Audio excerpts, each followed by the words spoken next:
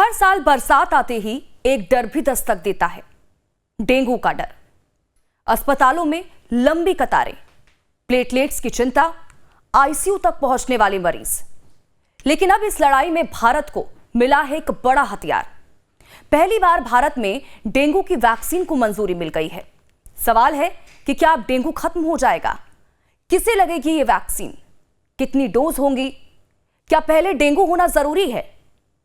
और क्या अब भी मच्छरों से बचाव उतना ही जरूरी रहेगा? तो आज के एक्सप्लेनर में हम आपको बताएंगे हर वो बात जो आपको और आपके परिवार को जाननी चाहिए। जय हिंद। लाइफ टाइम्स के डिजिटल प्लेटफॉर्म पर आप सभी का स्वागत है और मैं हूं आपके साथ स्वाति आर्य।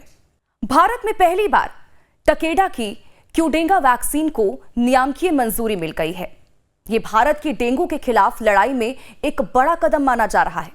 ये वैक्सीन 4 से 60 साल की उम्र के लोगों के लिए स्वीकृत हुई है और इसकी खास बात यह है कि इसे लगवाने से पहले यह साबित करना जरूरी नहीं कि व्यक्ति को पहले डेंगू हुआ था।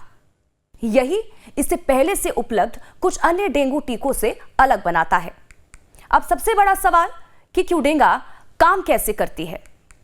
देखिए, डेंगू एक नहीं बल्कि 4 अलग अलग वायरस प्रकार यानी कि सीरोटाइप से होता है। अगर किसी व्यक्ति को एक प्रकार का डेंगू हो जाए तो इसका मतलब ये नहीं कि वो बाकी 3 प्रकार से भी सुरक्षित हो गया। कई बार दूसरी बार होने वाला डेंगू ज्यादा खतरनाक साबित होता है। क्यूडेंगा को इस तरह से विकसित किया गया है कि ये इन 4 प्रकारों के खिलाफ शरीर की प्रतिरक्षा प्रणाली को तैयार करने में मदद करती है। अब बात करते हैं डोज की। देखिए, ये कोई एक इंजेक्शन वाली वैक्सीन नहीं है। इसे 2 डोज में दिया जाएगा। पहली डोज के 3 महीने बाद दूसरी डोज लगेगी, यानी कि पूरी सुरक्षा के लिए दोनों डोज लेना जरूरी होगा। कई लोगों के मन में सवाल होगा कि क्या वैक्सीन लगने के बाद डेंगू नहीं होगा क्या?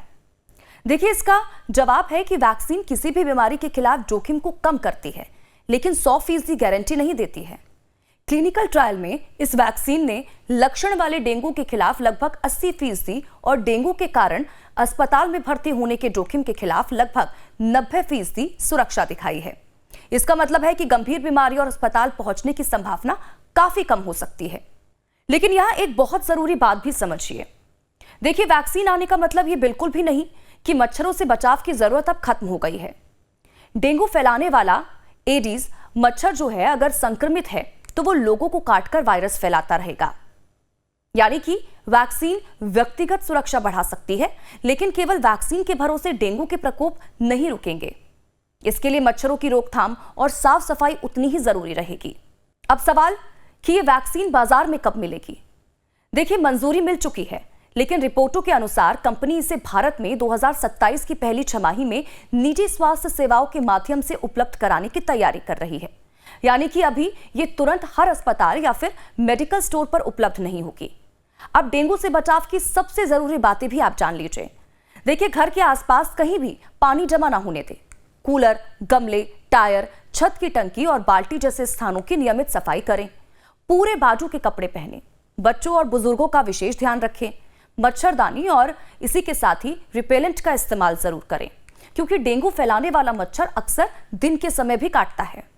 अगर तेज बुखार, सिर दर्द, आंखों के पीछे दर्द, बदन दर्द, उल्टी, कमजोरी या शरीर पर लाल चकत्ते दिखाई दें तो इसे सामान्य वायरल समझकर नजरअंदाज बिल्कुल भी ना करें। समय पर जांच और डॉक्टर की सलाह बहुत जरूरी है। खुद से दर्द निवारक दवाएं लेना भी कई मामलों में नुकसानदायक हो सकता है। देखिए, यहां पर एक और बात समझना जरूरी है।